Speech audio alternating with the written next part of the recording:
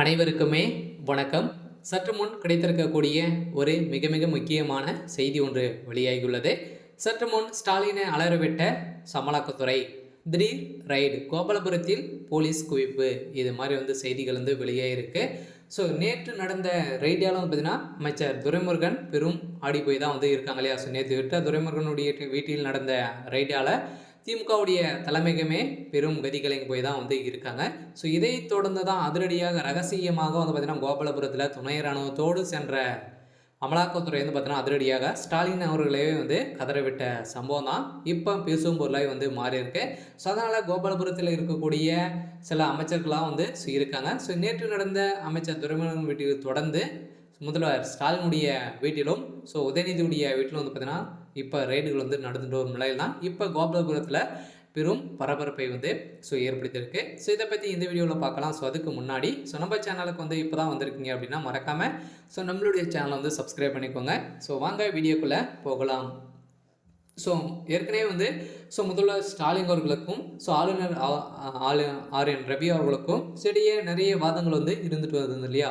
இதை தொடர்ந்து இப்போ பார்த்தீங்கன்னா விஜய் அவர்களும் திமுக ஆட்சி ஒழுங்காக நடைபெறல, சட்ட ஒழுங்கை மீறி அனைத்து அமைச்சர்கள் நடத்திட்டு வராங்க அப்படின்ற மாதிரி தான் நிறைய குற்றச்சாட்டுகள் போயிருந்தது.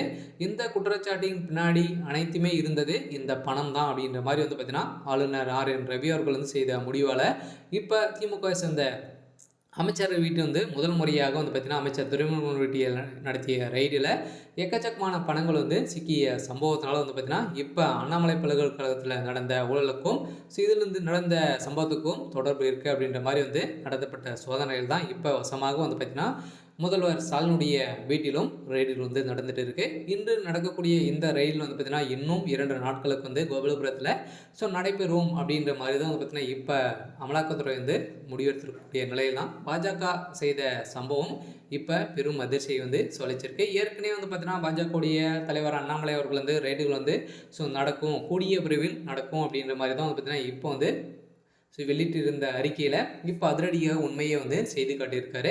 ஸோ அதனால் இப்போ அமைச்சர் துரைமுருகன் அவர்கள் கைது செய்யப்பட்டிருக்கும் நிலையில் இந்த பணங்கள் அனைத்துமே மூட்டையாக பணங்கள் சிக்கியிருக்கு.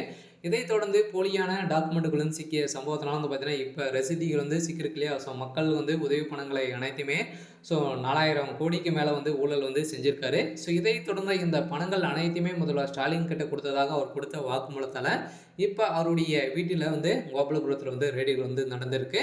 ஸோ இந்த ரைடை பார்த்து தான் பார்த்தீங்கன்னா முதல்வர் ஸ்டாலின் அவர்கள் சிக்கினார் அப்படின்னா திமுகவுடைய தலைமையகத்துக்கு பெரும் ஒரு முற்றுப்புள்ளி வைக்கக்கூடிய சம்பவம் தான் நடக்க போகுது. ஸோ அதனால் இன்னும் இதுக்கு மேலே பார்த்தீங்கன்னா திமுக சார்ந்த அமைச்சர்கள் வீட்டிலேருந்து ரைடுகள் நடக்க போகிறது. ஏற்கனவே அமைச்சர் மூர்த்தி அவருடைய வீட்டிலும் ரைடுகள் நடந்திருந்த நிலையில் இதை தொடர்ந்து ஏவா வேலு அமைச்சர் செந்தில் பாலாஜி அவருடைய வீட்டிலும் ரைடுகள் நடக்க போகுது. சரி, ஓகே. ஸோ இன்னைக்கான அப்டேட் பார்த்தீங்கன்னா இதுதான். ஸோ மறக்காமல் நம்மளுடைய சேனலை சப்ஸ்கிரைப் பண்ணிக்கோங்க. தேங்க்யூ.